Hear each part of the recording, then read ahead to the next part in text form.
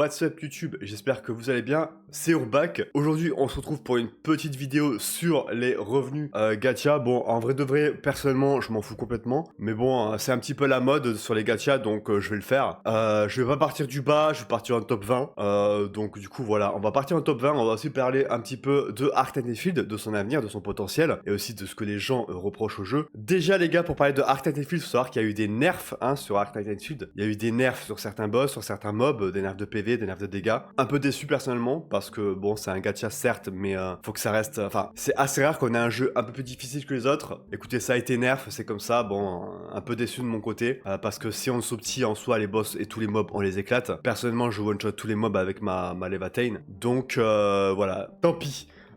Du coup, les revenus gacha, les gars, on va revenir dessus. Alors. Reverse 1999 qui est dans le top 22 qui est un très bon jeu. J'avais déjà essayé ce jeu moi, je me rappelle à sa sortie, j'aimais bien, c'était full anglais, donc du coup vu que c'est full story et que c'était full anglais, moi je suis pas non plus un dieu grec en anglais, donc c'était un peu la galère, mais j'avais bien aimé la story principale. Après voilà, j'ai un peu lâché parce que ça reste du 2D et moi je suis pas trop fan non plus, j'aime bien jouer quoi.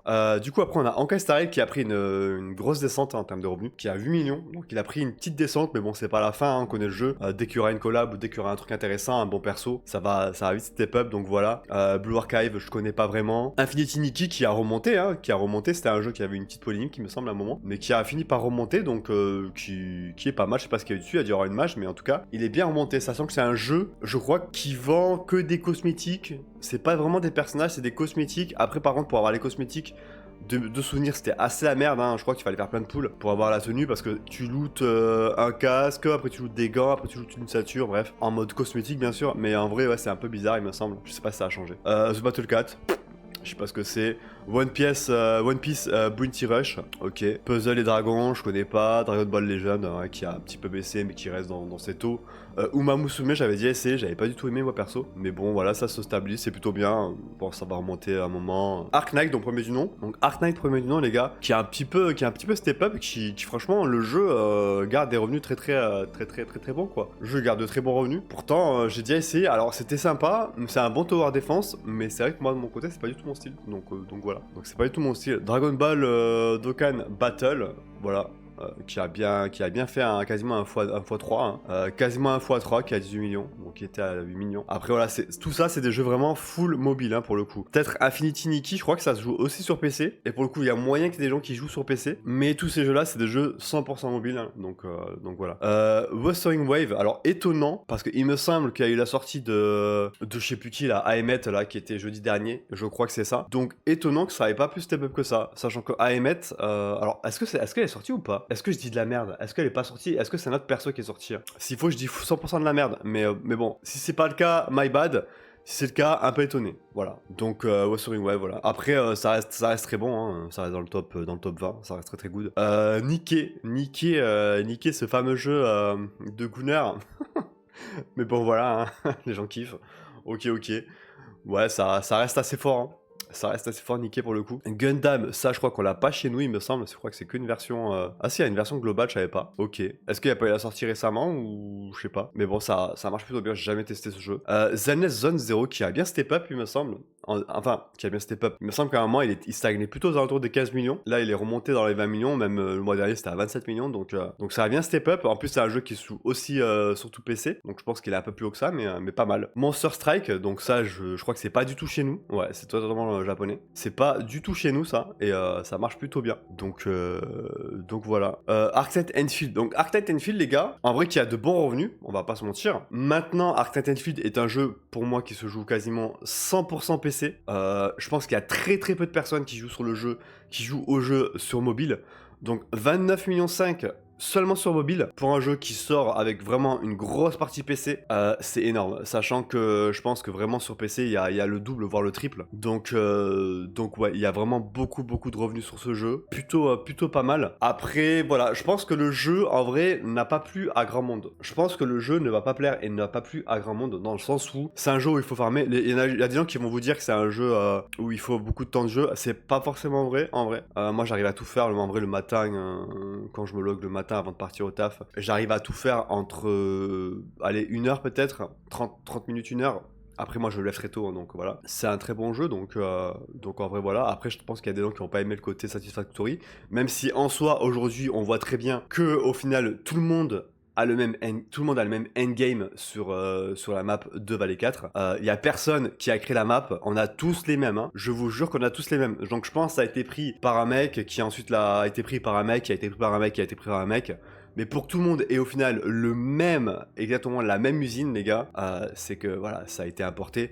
Donc au final, personne n'a fait réellement sa propre usine, sauf au début. Et ce sera le cas aussi pour Wuling. Donc les gars, en vrai, le Satisfactory, c'est vraiment un truc que vous pouvez mettre de côté en vrai de vrai. Très peu de personnes vont l'utiliser vraiment en mode solo. Ça va surtout être du copier-coller. Et au final, c'est ce qui s'est passé avec Valley 4. C'est ce qui se passera aussi avec Wuling. Donc vous pouvez faire vos petits trucs et tout. Mais ne vous prenez pas la tête avec ça. Vraiment, la seule chose qu'il vous faut faire, c'est aller chercher tous les spots de minerai, donc avec vos espèces de machines. Et ensuite, ouais, relier vos points électriques, faire la découverte de la map. Pour développer un petit peu votre hub, etc. Enfin, ça s'appelle pas le hub, mais vous avez compris. Donc ouais, non, c'est en vrai, ça, on peut mettre de côté. Le côté gacha, en vrai de vrai, les gars, j'ai vu beaucoup de gens qui ont full lucky. C'est-à-dire, j'ai vu des gens dans mon chat, alors je suis en stream, les gars, tous les soirs sur Twitch, à 18h, entre 18h et 18h30. Les gars, je vous jure, on est à peine 10, hein. Allez, on est entre 10 et 15 généralement. Il y a la moitié de mes viewers qui ont réussi à drop Gilberta ou Yvonne, plus Levatane, ou sinon complètement les trois. Donc c'est une dinguerie. Donc je pense en vrai que le système de gacha est plutôt pas mal. Après ça reste du gacha, comme tous les gachas les gars, on va pas se mentir, ça reste du gacha. Mais je pense qu'en vrai on n'a pas trop à se plaindre sur ce côté-là. Au final c'est pas trop mal, je pense. Donc Arcta Tenfield du coup, hein, qui est 6ème et qui je pense va step up encore plus avec le temps. Fate, Grand Order, voilà, qui est toujours aussi pété, mais ça voilà, ça fait surtout des revenus côté Japon, c'est surtout là-bas que ça pète. Après la globale, je crois que on l'a pas la globale, hein. Si elle est là, la globale, ouais, 2 millions, 3 millions, ouais, c'est pas mal. Mais voilà, Fate Grand Order, donc du coup, voilà, Pokémon TCG Pocket qui continue à descendre. Après ça, c'est un jeu 100% mobile, hein, on le sait. Donc ça, c'est des revenus que mobile. Love and Space, comme j'ai dit juste avant, c'est un jeu qui se joue 100% mobile, donc ces revenus ne sont pas vraiment des revenus à prendre en compte pour ce qui est des autres jeux.